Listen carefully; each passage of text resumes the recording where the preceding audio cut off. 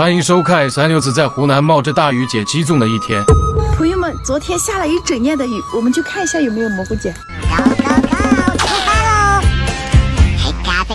一进林子就上货，朋友们，今天你们不白来，都不白来。刚长出来一小朵，还没来得及开伞，不费吹灰之力，轻轻松松拿下今天第一杀。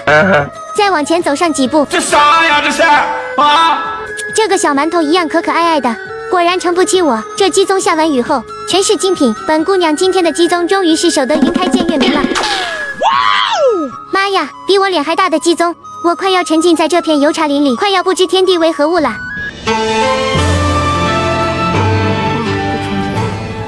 谁懂啊？这一只鸡枞沉甸甸的重量，哇，好香啊！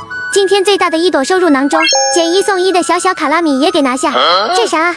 这年轻人，我操！不会吧？还有，今天出门记得没踩狗屎啊！走过去瞧瞧。哪里？白色塑料袋一个，欺负我近视眼啊！没有鸡枞的林子，你拿什么留住我？没开伞的骨朵，二话不说直接开挖，本着最少干预、最完整取出原则，小心翼翼请出，这质量没得说。今天果然不白来，都不白来。今天的第一朵极品，好看。大兄弟蹲着在干嘛？你是来拉屎的吧？原来是上货了，差一点，我还以为在浇肥呢。这个鸡枞怎么像碗一样，接了一盘子无根之水？这时哪位勇士喜欢评论区抽，但只抽不送。我在这边捡完这一朵，起来一看，这哪里？这咋捡不完呢？今天根本不用咋跑动，在这片林子里接二连三上货，不一会儿都小半筐了。湖南的天这个月初开始进入了龙王续费模式，从2天一小雨，3天一大雨，进化到了天天下雨。人可以等天晴，但我的鸡枞可等不了，就只能冒雨前进了。挖完的洞口要填一下，啥就填个鸡枞窝的功夫，就又来活了。没错，是我喜欢的大长腿，轻轻松松拿下。看我这泥手跟包浆的锄头，挖的时候太滑了，都使不上劲。这雨淋得我浑身湿透，感觉自己臭臭的，破罐子破摔了。反正都湿了，还不如多捡点蘑菇安慰心灵。